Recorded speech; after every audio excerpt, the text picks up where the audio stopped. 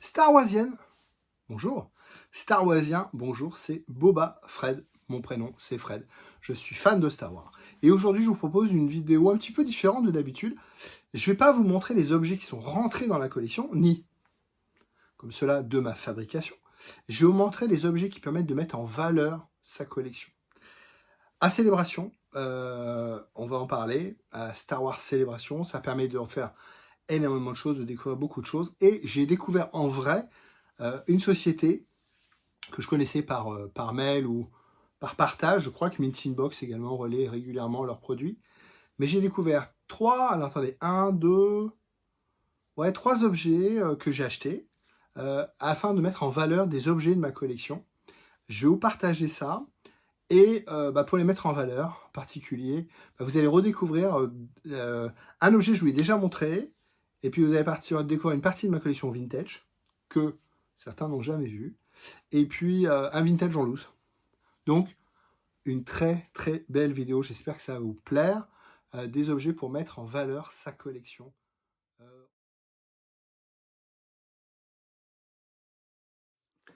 Les conventions comme Celebration, célébration à Londres, j'en ai fait beaucoup. C'est l'occasion évidemment de croiser les copains, c'est surtout pour ça qu'on est là, de croiser les acteurs, de faire des panels, même si bon, nous on était un peu déçus parce qu'on n'a pas pu faire les panels qu'on voulait, mais voilà, maintenant, malheureusement avec les loteries, c'est comme ça. Oui, c'est un tirage au sort. Tout le monde paye le même prix, mais il y en a qui ont plus de choses que d'autres. Bon, nous on a été un peu losés, on n'a pas pu faire les trucs qu'on voulait vraiment. Donc c'est pas grave, on était entre 4 copains, on s'est éclaté, on a passé des super moments. Et l'occasion aussi de célébration, c'est de découvrir des stands de vendeurs. Voilà, tout ce qui était vintage était hors de prix. Et après, il y a des exposants qui présentent leurs réalisations. Alors, il y avait des marques que je connaissais pas, des marques qui font des pins et qui font des petites plaques comme ça de collection. Bon, j'en fais déjà beaucoup de conneries, c'est bon.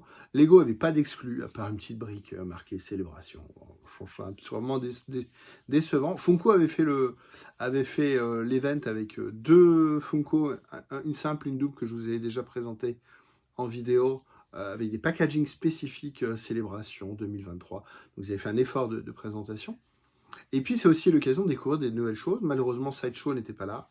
Hot Toys n'ont pas fait le déplacement non plus, donc voilà, ils se réservent ça à des gros salons du jouet. Voilà, c'est dommage. Par contre, voilà, j'ai découvert, j'ai vu deux choses que c'était bien de les voir en vrai, que je les voyais passer sur le net. Le premier, c'est les boîtes pour emballer tout ce qui va être Lego.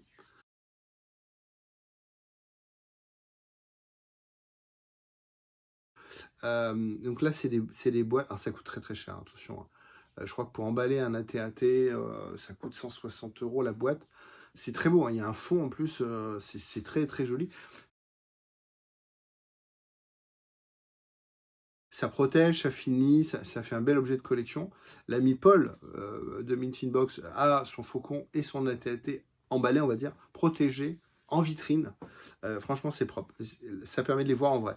Donc ça coûte beaucoup de sous. Maintenant, ça les met en valeur. Si vous avez beaucoup de place, c'est très bien. Moi, j'ai des vitrines.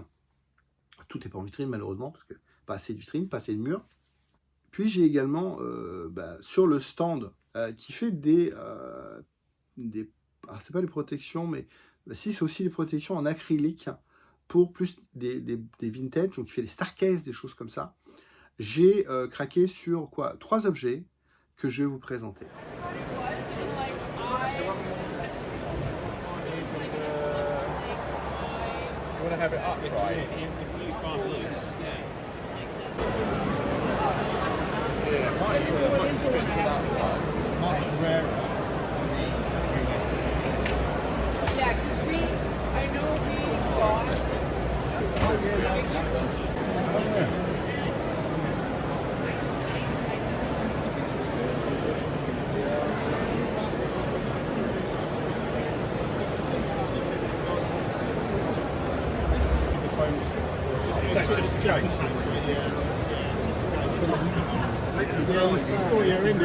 Le premier objet que j'ai acheté sur leur stand, c'est un petit support comme ceci. Non, ce n'est pas le vaisseau Enterprise. C'est très propre, hein, c'est du plexi, collé. Ouais, c'est 3 morceaux de plexi qui sont collés. C'est très propre. Mais à quoi ça sert? J'ai ça, je vous ai déjà montré le Dianoga qui est un monstre Star Wars. Pour montrer la taille. Hein. Quand je fais toujours ça dans mon oreille, c'est toujours pour vous montrer la taille. Il adore le miel. C'est une abeille. Donc le Dianoga qui était vendu avec le playset, qui a des dents ici, qui était vendu avec le playset Death Star Vintage.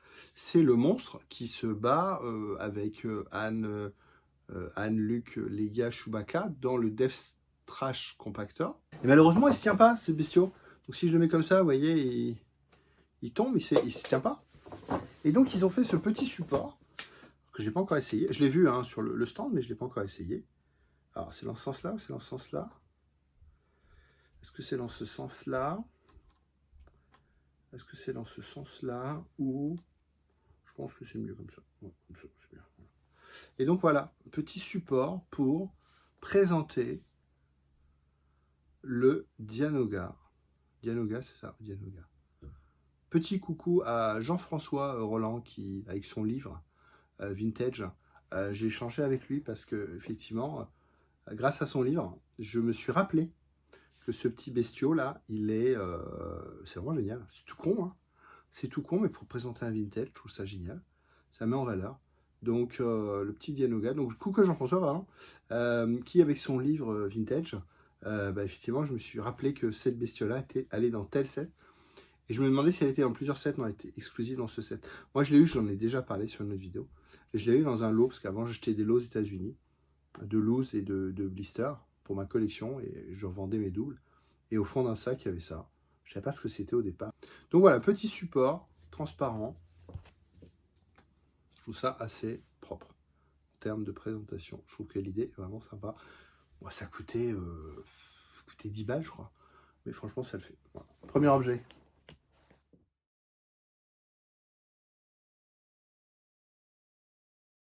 L'autre objet que j'ai pris sur leur stand, donc j'ai pris 3 objets, le deuxième objet que j'ai pris sur leur stand, c'est ceci. C'est marqué Size Noodle and the Ribble Band. Ça se présente comme ça. C'est une plaque transparente. Vous voyez. Et c'est pour ranger le max, pour présenter le Max Ripple Band. Je vais vous montrer ça tout de suite. Alors, j'ai le Size Noodle and the Max Ripple Band en boîte. Voilà. Mais moi, je l'expose en loose. Parce que je ne vois pas l'intérêt de le laisser en boîte. Et l'intérêt du petit support, c'est d'avoir justement un support de présentation avec les 2 petits slots ici ronds pour positionner les 2 petites figurines en loose. Max Ribot, il est juste posé. Ah oui, il a un peu pris les UV, hein, malgré que la pièce ici soit non en contact avec les UV. Et puis 2 petits morceaux de pâte à fixe ici pour fixer les micros. Et ça fait une petite présentation, je trouve un peu plus sympa. Bon, c'est pas nécessaire, on est d'accord, hein, parce qu'ils tiennent comme ça très bien. Mais je trouve que ça finit un petit peu la scène. Voilà. Donc, une petite plaque en plastique, en plexi gravé avec les 2 petits slots ici, là, ronds, pour positionner les voilà. Vous voyez, les 2 petits ronds. Et puis, on y mettre le max. Le max au milieu, voilà, ça permet d'avoir un petit ensemble de présentation, je trouve, assez cohérent.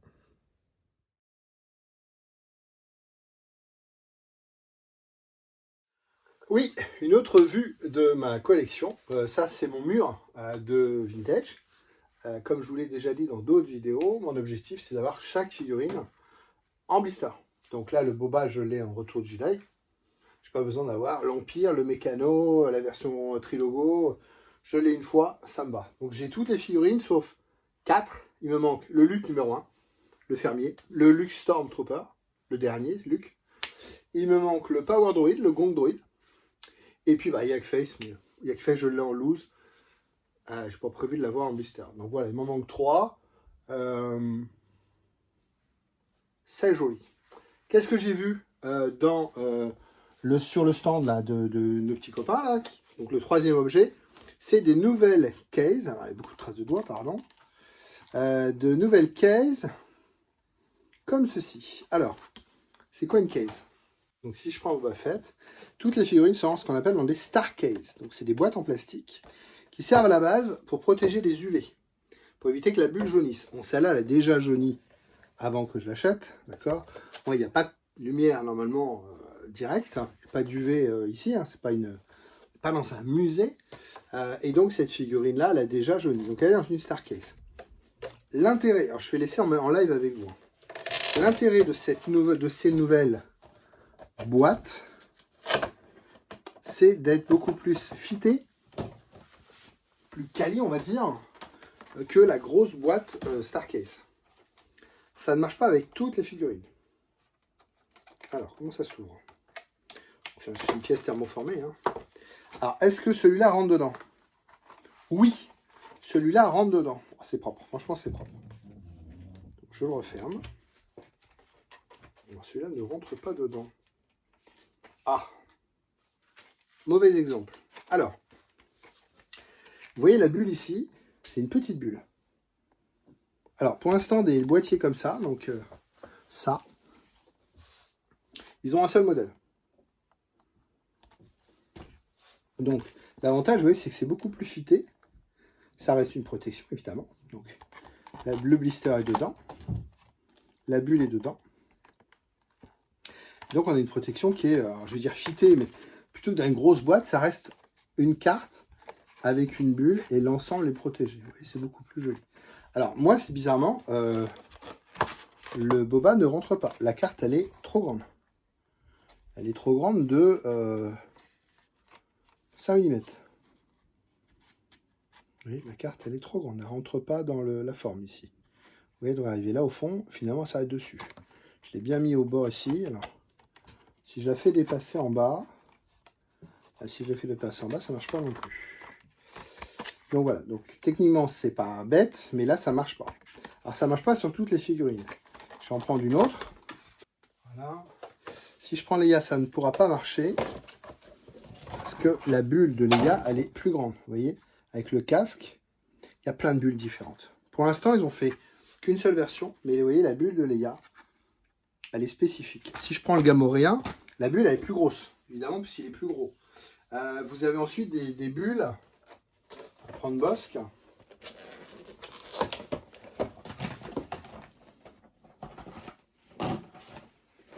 Vous avez ensuite des bulles avec un genre de T en dessous.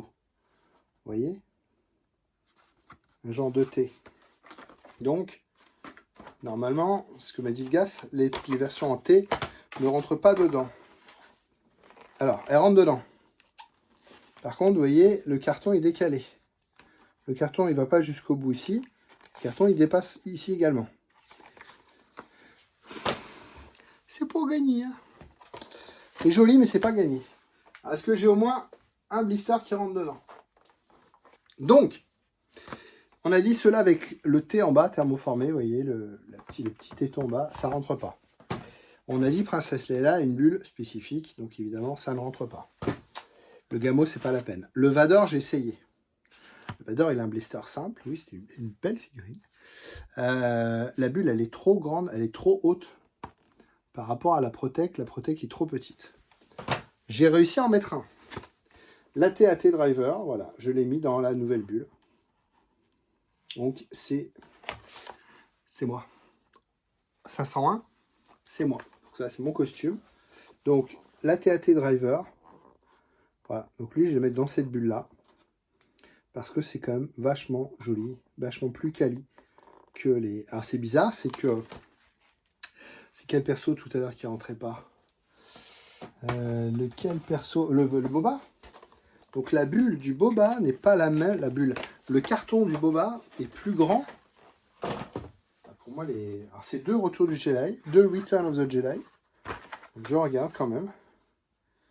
Effectivement, il y a 2 longueurs différentes. Putain, ils font chier. Putain, je crois que les cartes c'était les mêmes quoi. Bah non.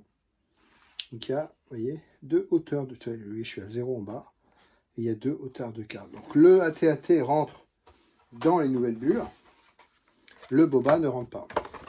Et quand je regarde vite fait, j'ai quand même beaucoup de bulles. J'ai quand même beaucoup de figurines avec le T thermoformé. Tiens, on va regarder avec le petit Wicket. Tiens, on va regarder tout de suite le petit Wicket. L'idée est excellente, hein, mais ça fait beaucoup trop de figurines différentes. Eh ben, le Wicket, c'est comme le Boba. La bulle, alors la bulle, il n'y a pas de problème, parce que le Wicket est tout petit, vous voyez. Par contre, les cartons est trop long. On ne va pas aller couper le carton, c'est pas prévu. Mais le carton ne rentre pas dans ces bulles-là. Alors, je ne sais pas quel carton ils ont été prendre. Moi, j'ai que la TAT, hein, qui a un Return of the Jedi aussi. Hein. Celui-là, il rentre, celui-là, ça rentre pas. C'est 2 Kenner en plus. Donc, ça marche bien pour la T.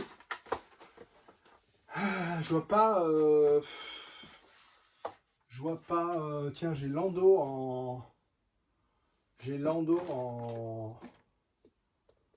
Lando général en Power of the Force. Une belle figurine aussi, évidemment.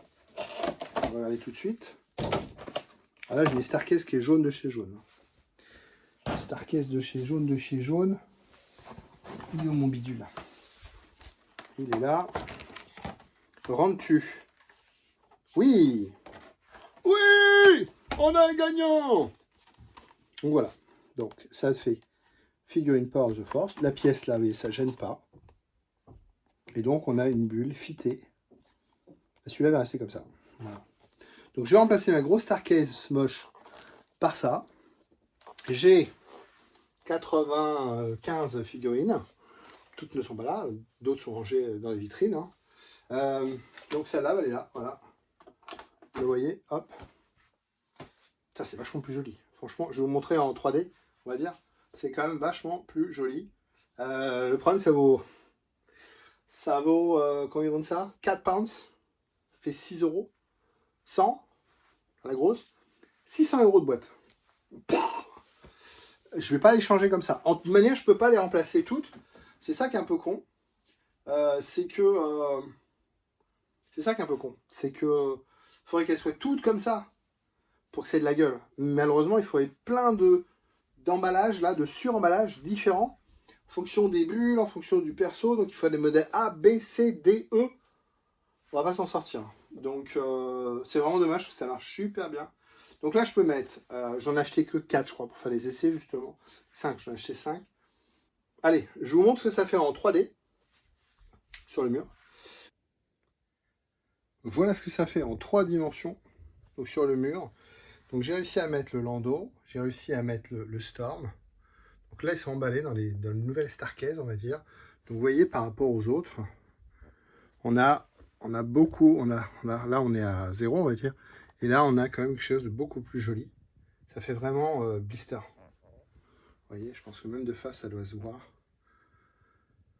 Ça fait vraiment blister, alors que les autres, ça fait boîte en plastique. Donc c'est super joli, mais ça fait beaucoup de modèles différents, malheureusement. Donc, vous voyez, le Ligi, là, on voit la grosse bulle, là, alors que là, c'est fité, quoi.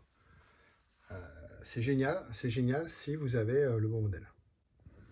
Donc moi, ceux-là vont rester en plastique. Enfin, on va rester dans ce modèle-là.